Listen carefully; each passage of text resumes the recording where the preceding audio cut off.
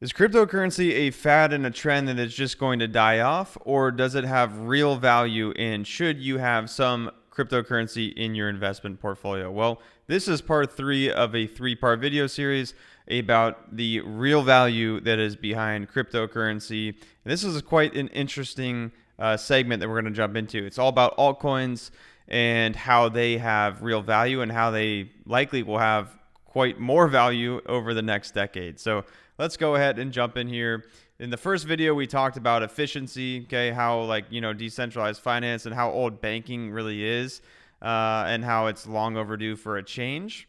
I'm actually going to talk about a little bit of that efficiency thing that we spoke about in part 1. So if you haven't watched part 1, please go back and watch part 1 so you understand cryptography and blockchain and everything associated with cryptocurrency. We then talked about the inflation hedge, right? The hedge against inflation, about how, Bitcoin provides that. And then number 3, we're talking about financial infrastructure and why this is so important. If you watched specifically part 2 about the inflation, you would know that there's a lot of developing nations that have a ton of issues with inflation, and they have a huge lack of financial infrastructure. So if you're living inside the United States, you're probably really, really spoiled, to be honest, and you don't realize the troubles that people go through that do not have this type of infrastructure in place. It affects so many things that you can't even wrap your head around.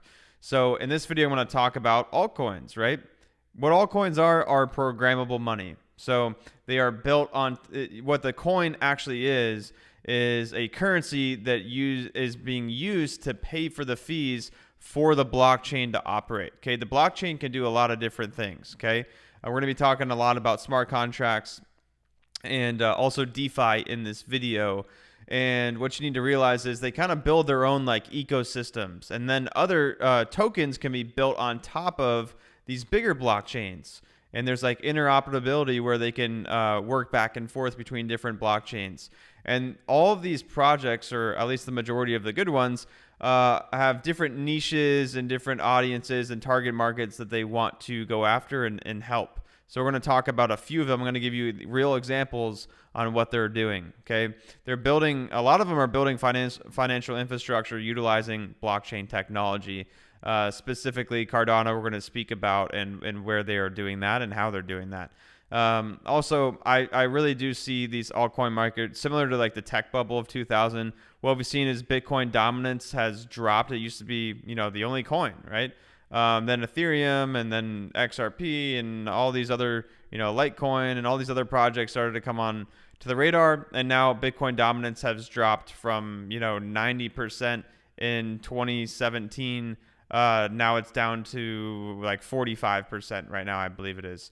So we're starting to see more and more coins come into the market, which is taking the dominance away from Bitcoin. And I think we're going to continue to see Bitcoin dominance drop. That doesn't mean the price is going to go down. That just means the overall market of cryptocurrency is going to be growing. And I think altcoins are going to continue to grow exponentially. And we're already starting to see that. Okay. Right now, unfortunately, because of the really, really fast growth and people don't understand things and all these platforms are popping up, there's things called rug pulls, which are really just scams, to be honest, where these people will create these coins. If you're listening to my prior video, I talked about, hey, these coins can be created in literally 5 minutes.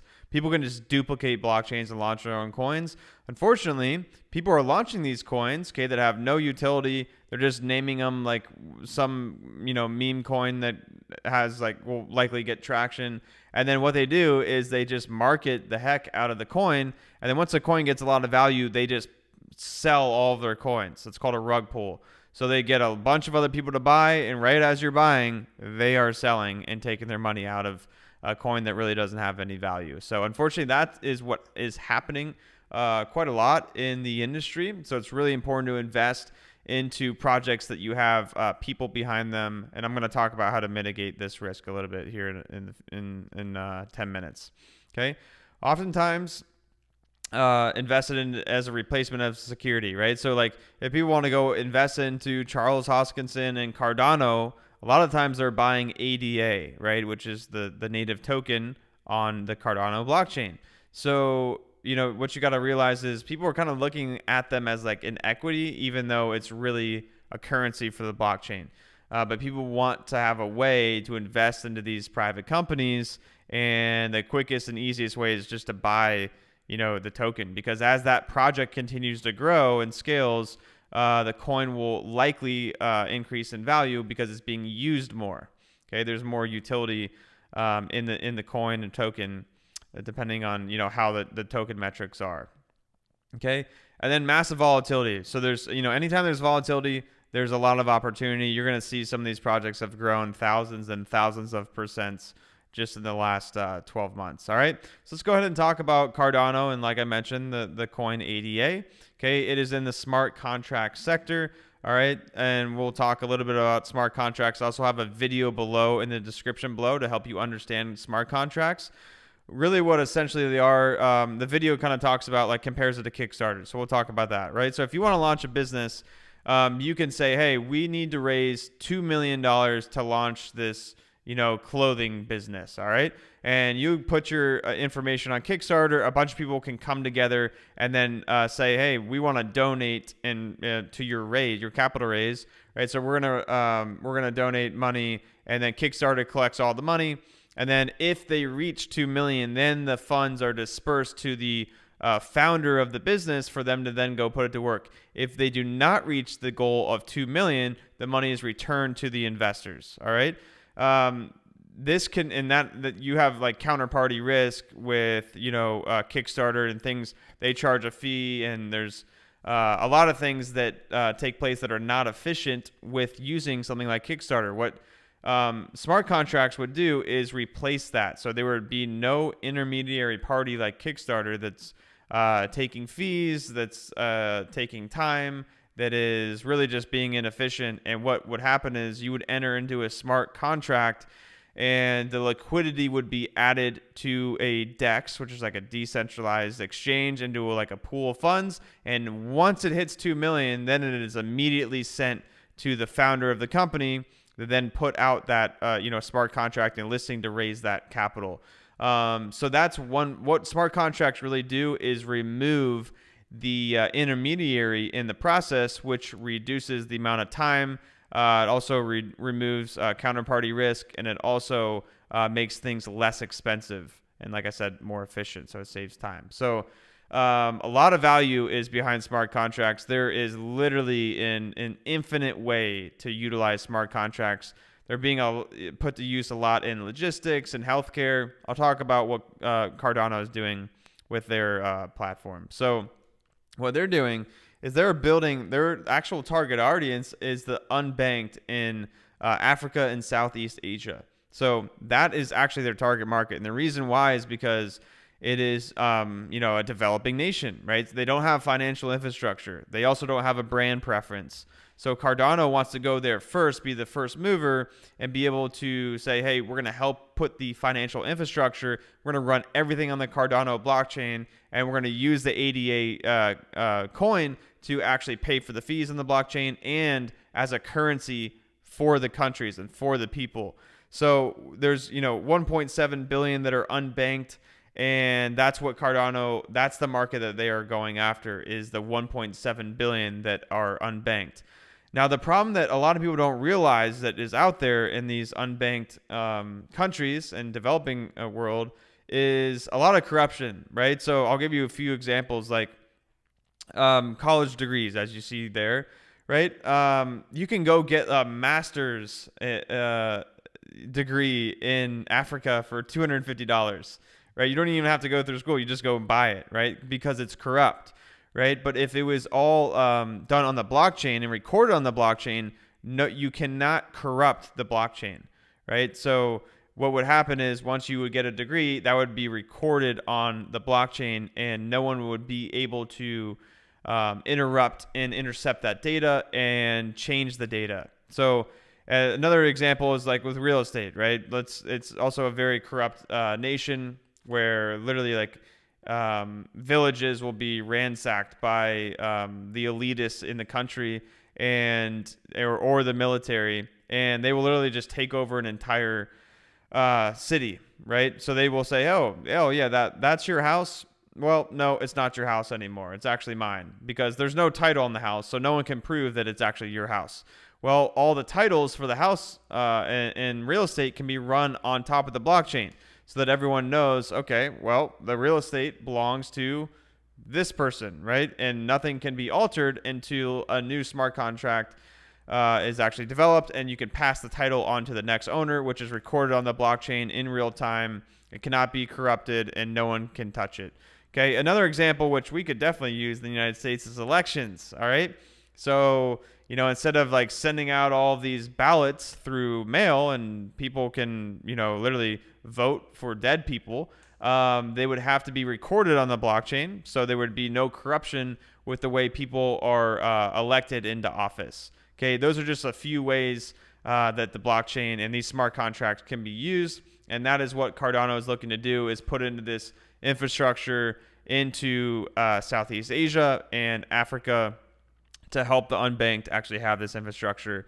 And in return, the ADA coin will continue to grow in value because it's being put to use more and more, and it is not a highly inflationary project. So I really love Cardano. I actually hold a lot of EDA personally. We also hold it in our fund, and I am a believer in Charles Hoskinson. I met him a few months ago, and great dude, and has a really clear vision for what he wants to do, and he's not distracted by what everyone else is doing. And it's starting to pay off. Obviously, they're up 1,705% in the last 12 months.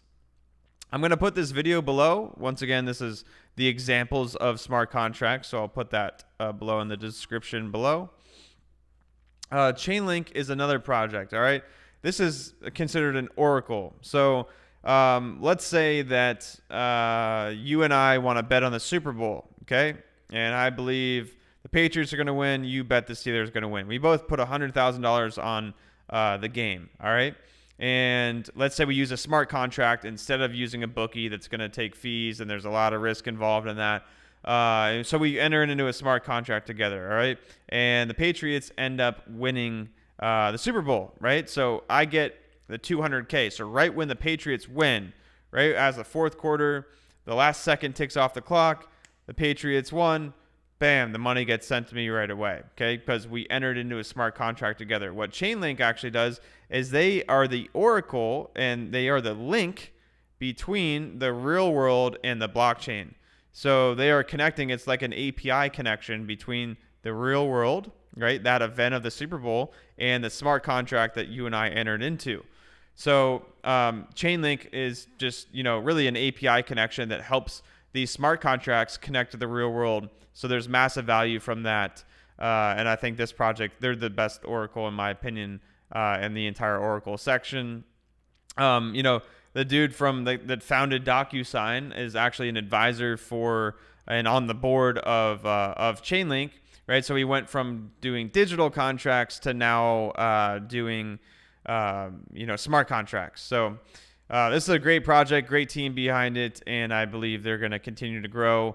Chainlink is up 475% in the last 12 months. Okay, another one is through a centralized exchange called Binance. All right, the native token is BNB. Okay, this has a ton of use cases. All right, so it's first of all on the largest exchange by far on Binance. They have 15, or at the time when I recorded this data, they had 15.6 billion in the last 24 hours on spot, and 52.2 billion on derivatives per day.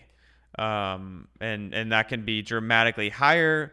And honestly, when I recorded this, it was actually kind of on a low volume day. So these figures can be dramatically higher. They pretty much dominate the exchanges, both for institutions and retail worldwide.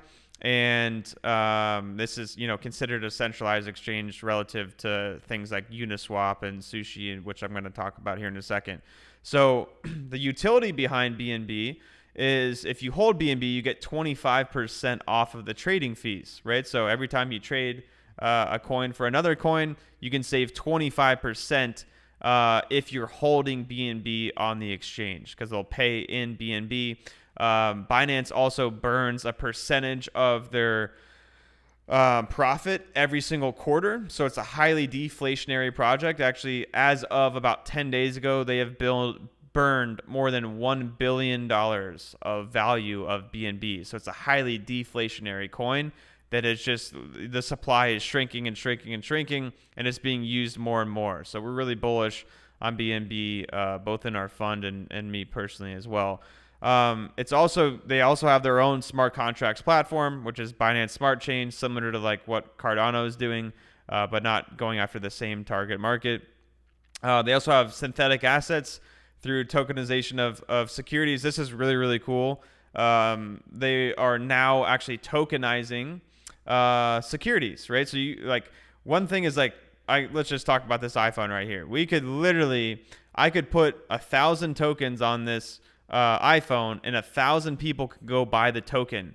Now we have tokenized and decentralized the ownership of this phone, and I can go list the tokens on an exchange, and people can go buy these 1,000 tokens. It's really a form of NFTs, which is non-fungible tokens. So we put NFTs on this phone, and that's exactly what Binance is doing with synthetic assets, specifically on equities, so that you can trade Tesla. Okay, you could trade Tesla 24/7. All right, because they're just tokenizing the stock. So this is something that is blowing up. It's a really, really big deal. It's going to allow markets to be way more efficient. It's also going to get rid of those problems that you see with, assuming that Binance doesn't turn into like a Citadel or a Robinhood, where they limited anyone selling and only allowed people to buy a stock, right? Which we saw, I believe it was with GameStop. They allowed people, actually it was the other way around. They only allowed people to sell because everyone on Reddit was pumping the stock, and Citadel was in a short position. So they got really squeezed really, really hard by these retail investors. And they, like Robinhood, just cut off everyone from actually buying the stock and said, oh, now people can only sell this stock, which is just like, in Citadel, they were partnered with. So that, like, this type of thing will get rid of the corruption around that, assuming that, you know, the exchange is not a corrupt exchange like Robinhood. This is also can be used on like a DEX as well, like a decentralized exchange, which would get rid of the corruption because it is completely decentralized, unlike Binance. Okay, Binance Pay and Binance Card, you can pay for goods and services and anything at retail stores utilizing their card, which you can pay with in BNB. Binance, or BNB, I should say, is up 2,050% in the last 12 months. So I just talked about smart contracts. I talked about tokenization. I talked about centralized exchanges. I want to talk a little bit about DEXs as well. So one thing that is blowing up is DeFi, like decentralized finance. And I want to show you just a few examples. Like one example is Sushi Swap. Okay, I hold some of this personally, and I think it's going to continue to grow quite a lot. So they have 3.5 billion in total liquidity. I think Sushi is like the third or fourth largest DeFi or DEX, I should say, which is decentralized exchange. So there's, you know, no one company like owns the liquidity and is holding this in custody. So what happens is like people can upload liquidity, and I'll show you. Like you can literally go here, you can lend your cryptocurrency out, and this creates decentralized finance, right? So like millions of people like myself, I could go put my crypto up for people to actually, they have to deposit collateral onto the exchange. They can borrow my crypto from the exchange, and then I am earning interest from that. So literally we're pretty much becoming the bank, right? So instead of paying a bank to have the $30 billion in fees, which you saw in video 1 a year, we are now becoming the own bank. Okay, that's just, you know, one example. Then you can go on here and borrow. I just did this the other night. I literally deposited some liquidity. I think I put Chainlink in there to borrow USDC. I'm paying a very, very low, under 1% to borrow. And I can go up to a 75% loan to value. So if I didn't want to sell my Chainlink and realize a capital gain, I could go take a loan at a very, very low interest rate, which someone else provided liquidity for, and they're earning, you know, the interest that I'm paying instead of Bank of America or whatever bank, you know, you're banking with. You can also stake money and earn pretty decent yields as well, which is just another form of income within crypto. And then you can pool together money, and what happens is This is like a DEX as well. So you can actually go, you would connect a wallet up here in the top right hand corner. I don't believe you can actually see that on the, there, now you can see it. You can connect a wallet up here, all right? And then you would connect a wallet just to your phone, all right? And what would happen is you can trade a coin for a coin, right? So I could trade BNB for Link, okay? And what happens is there's a little bit of a fee generated, all right? Now what happens is if you upload liquidity, you will earn a 0.25% fee on all trades proportional to their share of the pool. So you can upload money into a liquidity pool, and you're pretty much providing like super short-term loans for people to like swap coins for each other, all right? And then you are earning income from that. And then you can pull your liquidity out of the pool whenever you want to. So it's just another way. It's just like another way of us, becoming the bank, really. I'll show you also like Uniswap. This is the #1 DEX out there right now, and it's run with Ethereum. So you'll pay all the fees that are generated on this are like, they're called gas fees, which is paid in ETH. So ETH is being used to really run this DEX, and if you upload liquidity, you will be paid out in ETH and in whatever coin you are uploading to the liquidity pool. But as you can see, like in the last 24 hours, there's 1.5 billion of volume, and then fees generated 2.28 million in fees in the last 24 hours. And you can just see how big these platforms are now. Like this, it's a really big deal. These things are blowing up because there is massive value there, and people realize the power of decentralized finance, and they want to have more options than just having a centralized bank where you can't even, it's just all the things I discussed in video 1, right? There's just a list of a dozen things on how banks are inefficient. So I am personally, not as far as my positions, I'm not short banks, but I don't believe that I would not buy a central bank stock, like, not truly quote unquote central, but I would not buy Bank of America. I would not buy JP Morgan. I would not buy any of the institutions that are banking. I'm much more bullish on decentralized finance. I think this can absolutely revolutionize the way that lending and borrowing and banking and exchanges work. So I'm really, really bullish on DeFi. Anyways, I hope you got value from this 3-part series, and I hope this opened up your eyes to the immense amount of value that is not only here now with cryptocurrency, but the immense amount of value that is going to come as this technology continues to get adopted in the real world, and especially in developing nations. In this next video, I'm going to talk about how to construct a portfolio. I'm just going to go over the different sectors in which I have in my own personal portfolio, and I think is very prudent to have in an investment portfolio. So go ahead and continue on in this next video and leave a comment below with your thoughts of this series. Thanks so much for watching. I'll see you here in a second.